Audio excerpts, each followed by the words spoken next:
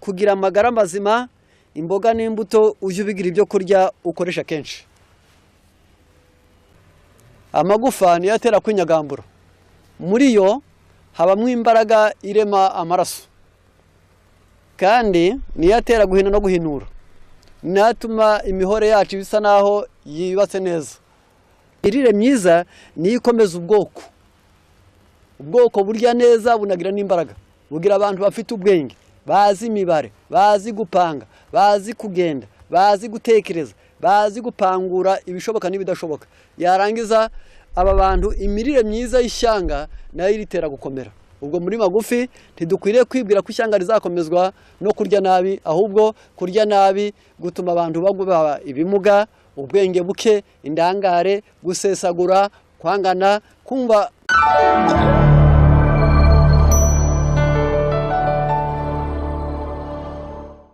Tugiye gukurikiranira hamwe ibifitanye isano n'amagara mazima y'abantu. Biratuma umutwe w'amagambo turi bwigane uvuga ngo burya amagara mazima aruta amagana. Turaza kubikurikiranira hafi twitaye ku mahirwe Imana yagiye umuntu wese, aho bigaragara neza ko byanze bikunze mwene muntu kugira ngo ayo magara mazima yabone. Ubwo ni umubiri ushoboye kwihanganira umuruho, ni intekerezo zishoboye kwihanganira ibibazo, ni imico ibana neza n'abandi. Uwo muntu aba afite amagara mazima. Kugira ngo ubigereho ubusabwa kubanza wamenya neza ko ugomba kurindwa n'Imana, uruhare rwayo rukabaho, ariko ukanayumvira kugira ngo uruhare rwawe nabwo rubeho. Ni byiza kurindwa n'Imana, ni byiza kandi no kwirinda. Aha turaza kubyumva neza, kandi buri wese yisengere ngo bimugirire akamaro. Mwene muntu afite ubugingo bwe, yahawe ubwenge bugira icyicaro mu mutwe, buba mu mutima, dore ko biri tubwira ngo nuko ubwenge buzinjira mu mutima wawe. Ni Imigani 2:5. Ahangaha ubwenge, kuko mu kanwa k'Imana havamo ubwenge no kumenya. Mu gihe dukurikirana iyi ngingo dushaka gucokombora neza twimbitse, turasa n'abantu banyarukira ngo mbese abandi bo babitekereje bati. Muri Zaburi 139 umurongo wa 13 kugeza 16 haranditse hagira hati: kuko ari we waremye ingingo zanjye, wanteranirije mu nda ya mama. Mu magufa 206 n'amenyo 32 bikomezwa kandi bikarindwa n'ibintu byose by'imboga, Imana yarakuremye ubona ukwiriye amenyo n'amagufa. Amenyo urasekesha bikashimisha, amenyo niyo ashinzwe kurya, ni nayo atumiye iminwa yacu itinjira mu kanwa, mbese arakingira, nirwo rugi. Noneho amagufa niyo atera kwinyagambura, muri yo habamwe imbaraga irema amaraso, kandi niyo atera guhina no guhinura, natuma imihore yacu bisa naho yibatse neza. Uyu we yaravuze ati ndagushimira ko naremwe mu buryo buteye ubwoba kandi butangaje. Kuntu arabitekereje asanga yararemwe mu buryo buteye ubwoba kandi butangaje. Umurongo wa 14 ho hati: ndagushimira yuko naremwe mu buryo buteye ubwoba kandi butangaje, biteye ubwoba butangaza, imirimo wakoze ni ibitangaza, ibyo umutima wanjye ubizi neza. Kwihagarika, ibyo bigahinduka amaraso, kureba bigashyira mu bwenge, kumva bigashyira mu bwenge, ibyo nibyo avuze ati ndetse kumenya ibitangaza bityo ni igitangaza kinanira. 15 igikanga cyanjye ntiwagihishwe, ubwo naremerwaga ubwenge mu byo hasi y'isi. Ubwenge bwacu busaba ngo nibura dukurikirane, twumve, dusobanukirwe. Abahanga benshi babayeho mu bihe binyuranye nka mbere ya Yesu na nyuma ya Yesu. Ngiye kuvuga bimwe mu byo bagiye bavuga kandi nshaka ko mwakumva. Bamwe baravuze bati burya ubuzima buruta uburyohe. Undi we aravuga ati ubwenge burinda ubuzima, naho abanyamakenga bakunda kwiga. Iyo umuntu ari umunyamakenga ntabwo yizera icyerekezo kimwe.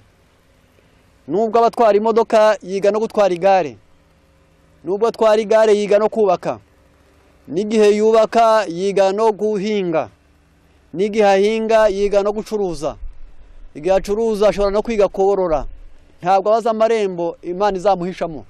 Nicyo gituma abanyamakenga bakunda kwiga. Mu ngingo ya mbere witwa Francis Bacon ni umwongereza, yabayeho mu 1561. Amateka yavugwa kugeza mu 1626. Uwo ni witwa Francis, we yaravuze ati umubiri muzima ni umushyitsi muhire, naho umubiri urwaye ni ugucumbikira umugome. Uwo niko yabonye muri iyo myaka ya nyuma ya Yesu. Aho niho yavumbuye arasanga ati umuntu ufite umubiri muzima burya aba afite umushyitsi muhire, naho ufite umubiri urwaye aba acumbikiye umugome. Sahi yari yose abazaguhinduka. Mu 1547 kugeza amateka bigeza mu 1616, uwitwa Dochicott yaravuze ati urya ku rugero mu gitondo, urya bike nimugoroba, kuko ubuzima n'ubugingo bitegurirwa mu gifu cyawe neza. Igifu kigomba gufatwa neza. Uyu we yabonye ati byabuna mu gitondo uzarye uhage, ariko ku rugero nimugoroba urye bike, kuko uruganda rwawe ni igifu, iyo kirwaye ubwo uruganda ruba rupfuye. Uyu nuko we yavuze muri iyo myaka. Undi we yarakomeje agira ati ni mu kinyejana cya 4 mbere ya Kristo. Ni umuganga w'ikirangirire witwa Socrate aho ya Hippocrate.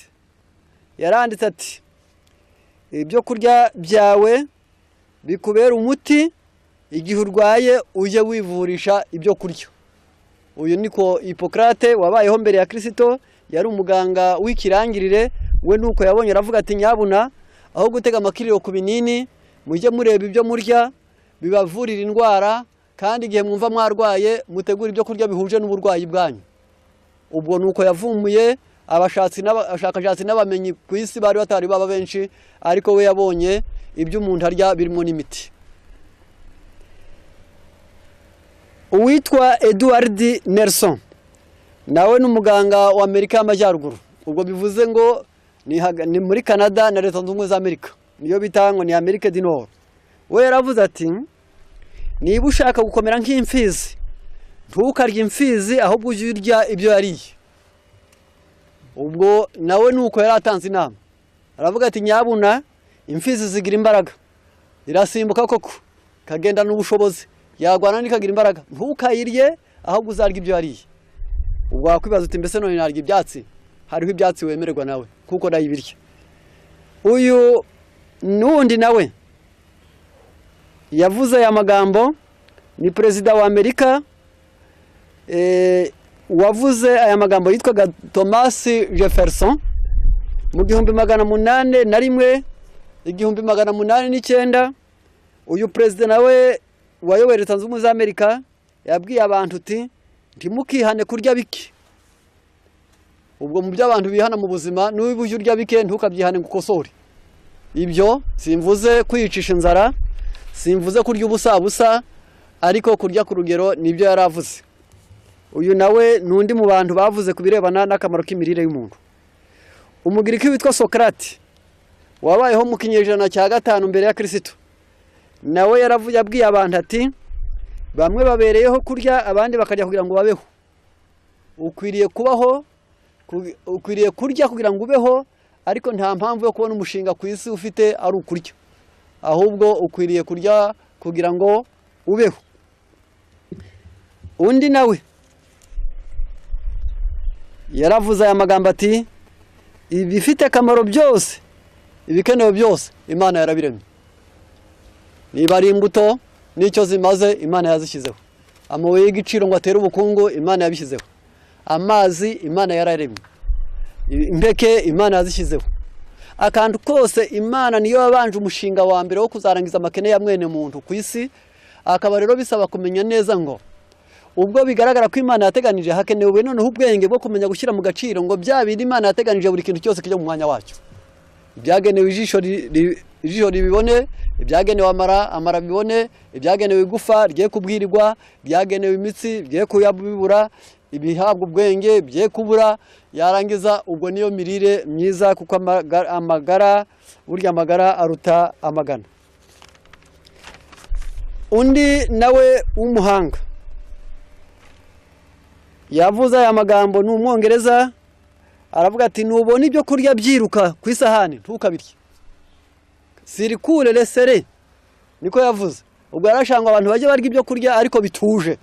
Nta mpamvu yo kurya ibyo kurya uhengeka gato bikaba bimenetse, yarangiza ikiyiko kinariko kuzana intoke zitafataho.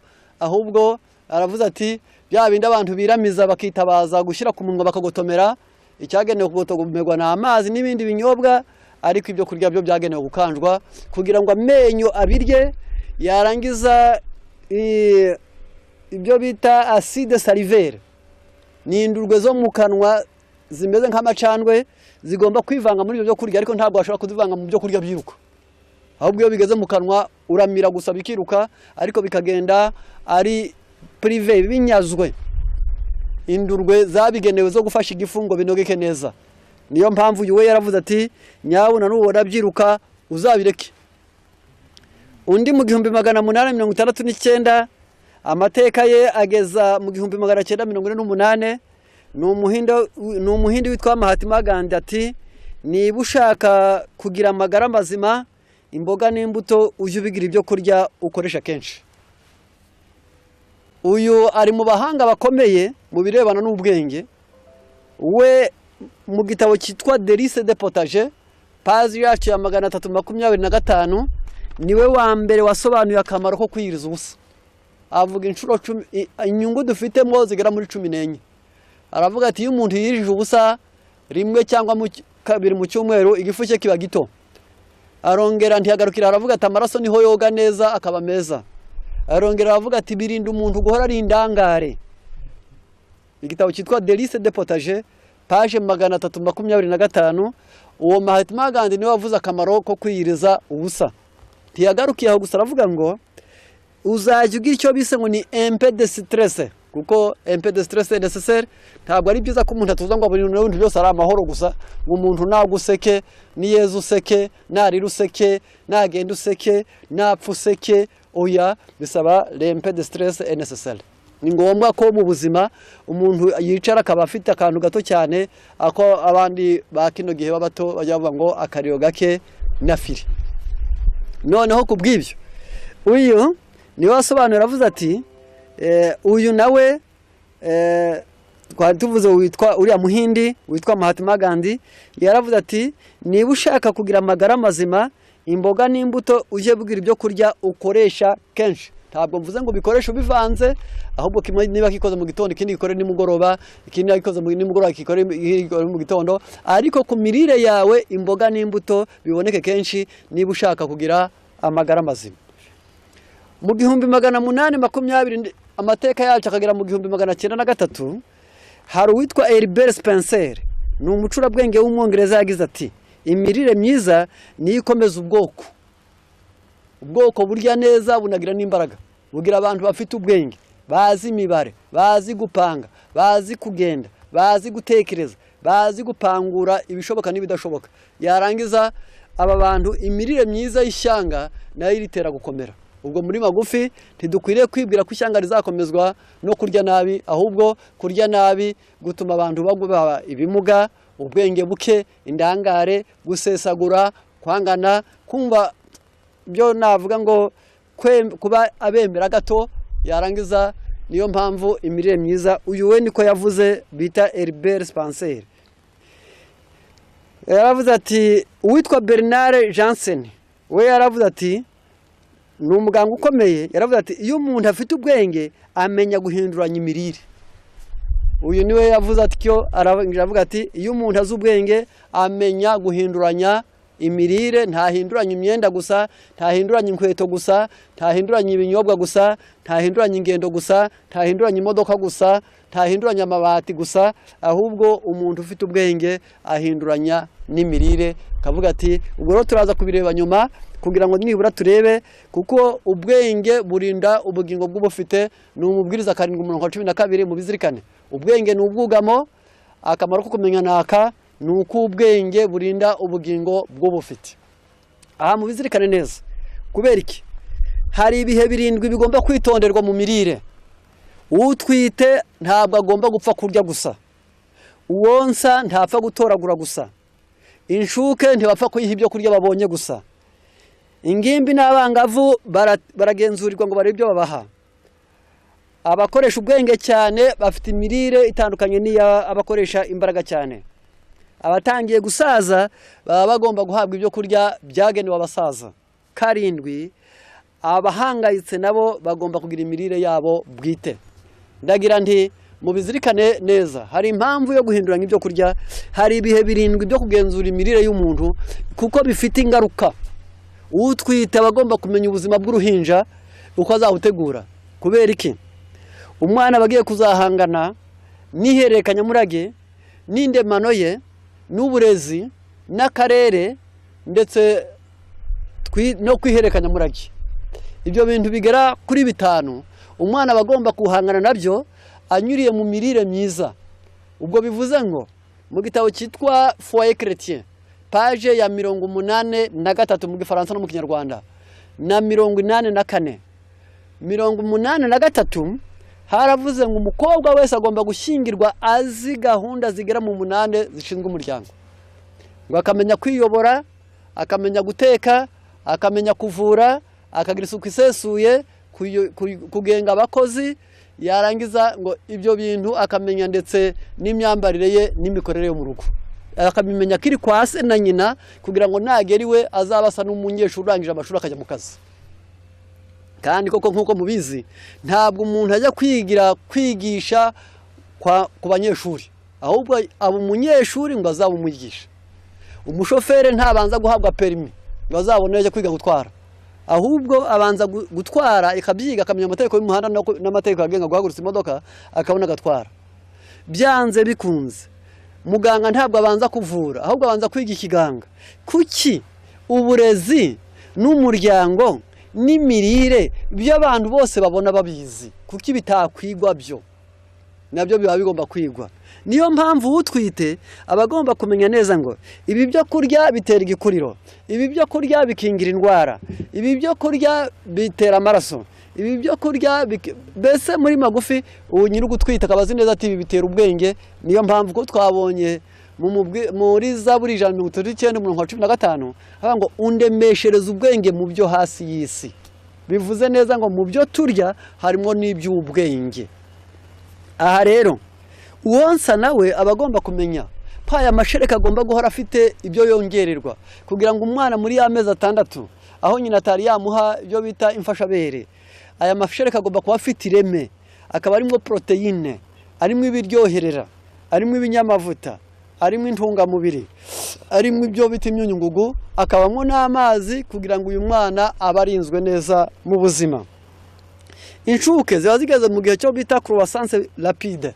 Umwana uri gukura ukubagana, ugenda, ureba, wigana, uvuga ibyo abandi bavuze, wumva ibyo abandi bumva, yarangiza ugenda nkuko abandi bagenze, usimbuka. Uyu mwana bakwiriye guhabwa ibintu bifite croissance ndetse n'ibitera ubwenge kugira ngo nibura iyo mirire nayo iboneke. Ingimbi n'abangavu hagati y'imyaka 11 kugeza ku myaka 14 ku bahungu n'abakobwa bari mu byo bita puberté ni ubugimbi. Navuga ngo icyo gihe ubuzima bwo kuba abagabo n'abagore aba ari umumero, baba butari bwagira aho bugera, baba bukeneye ibintu byo kongererwa cyane nka za vitamine A niyitwa vitamine E na vitamine 2. Yarangiza aya mavitamine uko ari 3 akaboneka muri uko kororoka kwabo ku kiringimbi, yarangiza kutari kwakura bagera mu byo bita ubwangavu, ibyo bita adolescence, yarangiza nabwo bakaba bageze igihe cyo kumenya gutandukanya ngo amahormone yabo feminine niyo bita masculine, yarangiza imisemburo ya kigabo n'iya kigore ibe icunze neza kugira ngo itaza kuba hasi bakazagera mu myaka y'ubusore bari hasi cyane, cyangwa batazakabya nabwo bakamera nk'inyamaswa. Yarangiza ubwo buzima bwose buba bugomba kugenzurwa nguko bigenda. Noneho ku ngingo ya 5 ni abakoresha ubwenge cyane. Ubundi busangwe mwene muntu akeneye B ya mbere, B ya kabiri, B ya 3, B ya 6 na B ya 8 n'iya 9, by'umwihariko ariko zo ari zo gukora ku birebana na gahunda y'imikorere y'ubwenge. Kugira ngo ubwenge bwawe buba buri kuri gahunda, aya mavitamine mvuze yose akunda kuboneka mu mbuto, mu binyampeke ndetse na bimwe mu mboga. Ibyo aya mavitamine agomba guhabwa abantu bakoresha ubwenge cyane, kuruta ko umuntu ajya kubyagira muri biro akagira umubyizi muke kandi ahembwa menshi, cyangwa agakora nabi byateza akaga igihugu, cyangwa ibyateza akaga akazi akoramo, cyangwa ibyamukuza ku kazi. Abakwiriye kugira ibintu akira mu bwenge kugira ngo buri gihe abari cyo afite icyo bita rendement psychologique complet. Ubwenge bwe buhore ku gihe ku buryo kubuyobora bimworohera, uwamushuka ntiyamubona, nta butafite, ntiyabura umubyizi mu byakora. Niyo mpamvu hariho n'imirire y'abanyabwenge. Abari gusaza nabo batangiye kumanuka, ubwo bivuze ngo batangiye kurenza imyaka 50.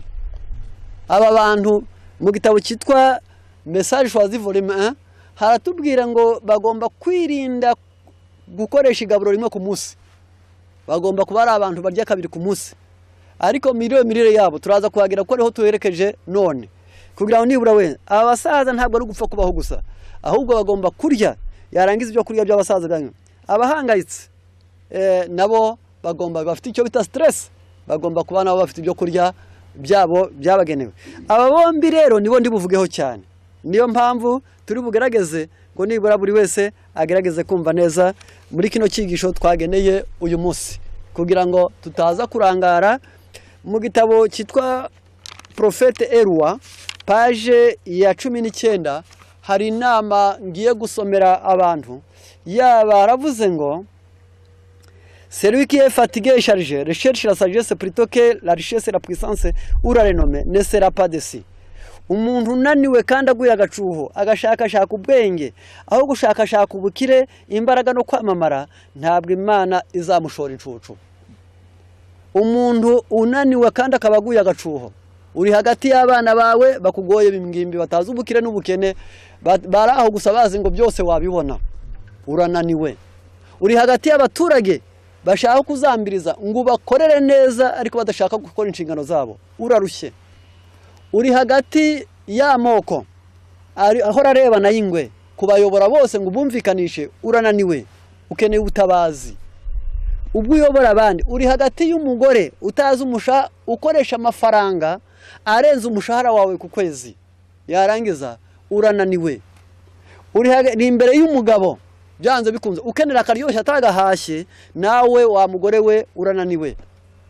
Wa muntu we ahubwo uzi kuzamura udushinga twawe hagati y'abajura n'abanebwe badashaka wegura umutwe, uhinga akagori bagaca, igitoke cyane bakagica, yarangiza akaduka bafungura bakabagapfumuye, yarangiza wirigura kuyashaka bagategera mu nzira ngo baguce umutwe, nawe urananiwe. Niyo mpamvu ubwo uzaba ushaka ubwenge udashaka ubukire, ubukire kikaza ari cya kabiri, imbaraga no kwamamara, ahubwo ugashaka ubwenge, bene aba ntabwo Imana izabashora incucu, ntabwo izabasezerera amasa, ntabwo bazayiva iruhande ntacyo babonye. Le sentier de dirigeant n'est pas facile. Wayobora abantu nk'isibo, wayobora nyumba 10, wayobora akagari, wayobora umurenge, wayobora akarere, wayobora intara, wayobora igihugu, wayobora banke, wayobora ikigo cy'ishuri, wayobora ubushakashatsi, wayobora umuryango wawe, wayobora itorero. Hano baravuga ngo le sentier de dirigeant n'est pas facile. Inzira yagenewe abayobora abandi ntabwo yoroshye. Niyo mpamvu baba bakuyobora biraruhije, kuko ntubatekerereza, uratekereza nabo bagatekereza, ugapanga nabo bagapanga, wapangura nabo bagapangura ibindi, yarangiza ntabwo yoroshye. C'est pourquoi il devrait chercher à résoudre leurs difficultés par la prière. Umuntu wese uzi ko ayobora abandi akwiriye kujya kemuza ibibazo byinshi amasengesho. Yarangiza kubw'ibyo ndagira nti aho ntabwo mbatinda, ahubwo nashaka ngo nibura buri wese agerageze kunyumva kandi tubashe kujyanirana kuri iyi ngingo kugira ngo nibura ubuzima bwa none busaba ubwenge, amagara yawe ufashwa n'ubwenge busanzwe, ubwenge bugafashwa n'ibyurya nuko wifata mu buzima.